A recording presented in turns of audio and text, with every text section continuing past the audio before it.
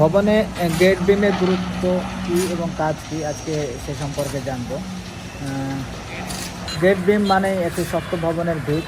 মূলত এই grade beam ভবনের সকল কলামের মধ্যে শক্ত বন্ধন তৈরি করে। আমরা তার বিস্তারিত দেখব। আজকে আমরা আছি জয়েন্ট ফ্যামিলি প্রপার্টিজ লিমিটেডের অন্যতম বড় প্রজেক্ট জেএফ হোস্টেলে 9 তলা ভবনের কাজ চলছে।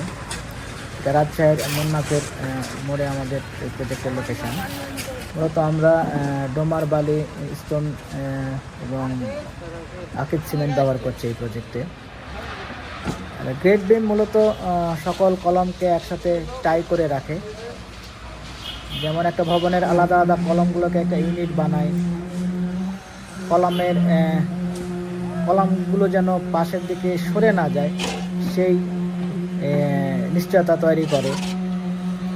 তারপর অনেক সময় বিল্ডিংয়ের স্ট্রাকচার দেবে যায়, সেটাকেও সেটেলমেন্ট করে।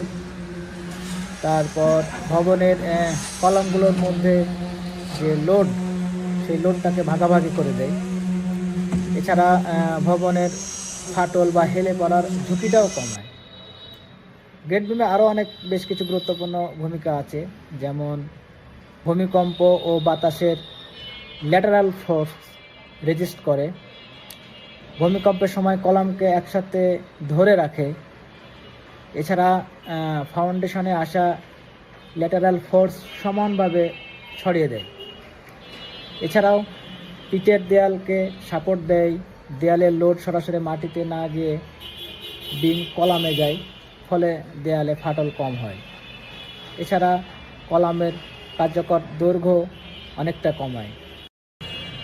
মূলত একটি ভবনের স্ট্রাকচার এই গ্রেড বিমের উপরেই দাঁড়িয়ে থাকে। এই জন্যে আমাদের এই গ্রেড বিম একটা ভবনের জন্য এত গুরুত্বপূর্ণ।